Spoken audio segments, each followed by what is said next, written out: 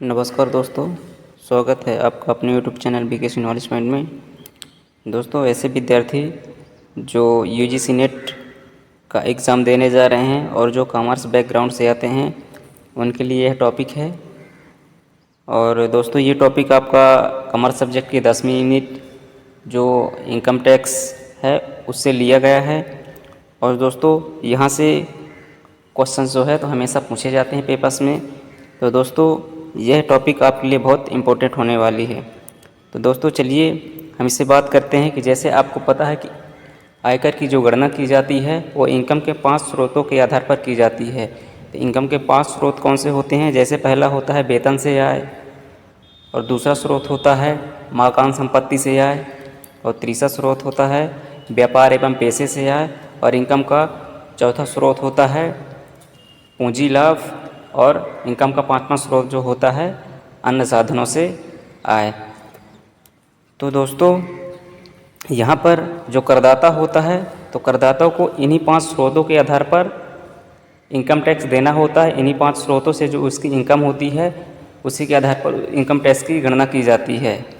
दोस्तों, कभी कभार ऐसा होता है कि ज़रूरी नहीं है कि इन 5 स्रोतों में से करदाता को हमेशा लाभ ही हो। कभी कभार ऐसा होता है कि इन किसी स्रोतों में से करदाता को कभी कभी हानि भी होती है। तो आज यहाँ इसके बारे में यही बात करने वाले हैं कि जब करदाता को कभी हानि होती है तो उसकी पूर्ति कैसे कर सकता है, तो उसी के बारे में ये टॉपिक है। तो दोस्तों, चलिए समझते हैं। तो दोस्तों, जैसे यहाँ पे हम देखते हैं, आपके यहाँ पे हेडिंग है हानियों को आगे ले जाना तथा उनकी पूर्ति करना। तो चलिए दोस्तों देखते हैं यहाँ पे। तो आयकर गत वर्ष की कुल आय पर लगता है। बिल्कुल दोस्तों, आयकर जो होता है गत वर्ष में जितनी भी कुल आय होती है उस पर लगता है।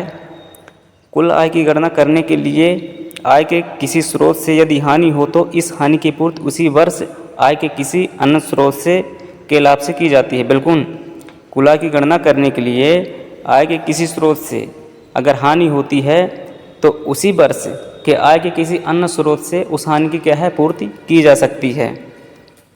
यदि उसी वर्ष की हानि की किसी अन्य से पूर्ति ना हो सके, यदि जो हानि होती है किसी स्रोत में तो उस वर्ष जो है तो किसी अन्य स्रोत से भी अगर उस हानि की पूर्ति ना हो सके तो कुछ हानियों को आगे भी ले जाया जा सकता है और बाद के वर्षों की आय से इसकी पूर्ति की जा सकती है। मतलब अगर उसी वर्ष किसी अन्य स्रोत से भी उस हानि की पूर्ति नहीं हो पाती तो उसको क्या है कि हम आगे ले जा करके बाद के वर्षों में भी उसकी पूर्ति किसी लाभ से कर सकते हैं। तो चलिए दोस्तों आगे देखते हैं। तो दोस्तों, जैसे देखते हैं कि हानियों को आगे ले जाने से तात्पर्य, तो दोस्तों यहाँ पे देखते हैं कि हानियों को आगे ले जाने से तात्पर्य है कि जिस वर्ष की हानि हो उसी वर्ष यदि उसकी पूर्ति करदाता की अन्य किसी आय से ना हो सके तो ऐसी हानि को आगे ले जाकर भविष्य में होने वाले लाभ से इसकी पूर्ति की जा सकती है। बिल्कुल दोस्तों, अगर करदाता को जो हानि होती है उसकी हानि की पूर्ति उसी वर्ष की अन्य स्रोतों की आय से की जा सकती है, लेकिन अगर अन्य स्रोतों की आय से भी उसकी पूर्ति नहीं होती तो क्या करते हैं उसको भविष्य में ले जा करके भविष्य में ले जा करके होने वाले लाभ से उसकी पूर्ति की जा सकती है।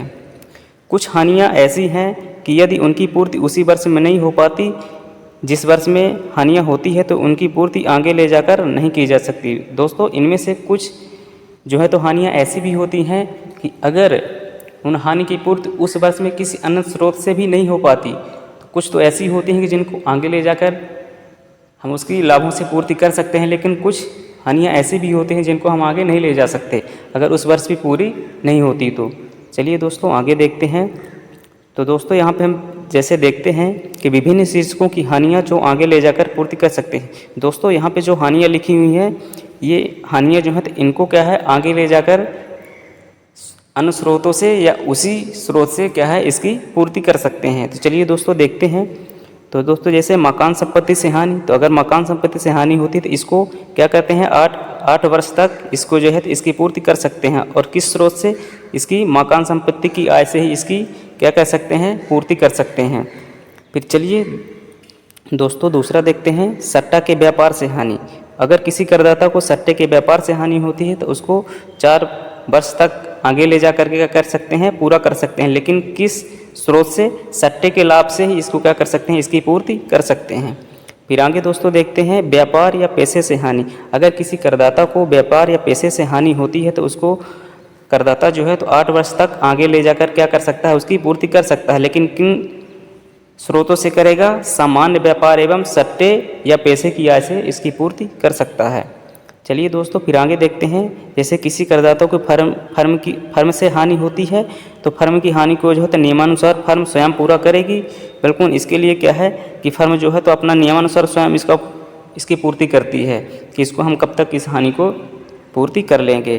फिर चलिए दोस्तों देखते हैं यहाँ पे अल्पकालीन पूंजी हानि।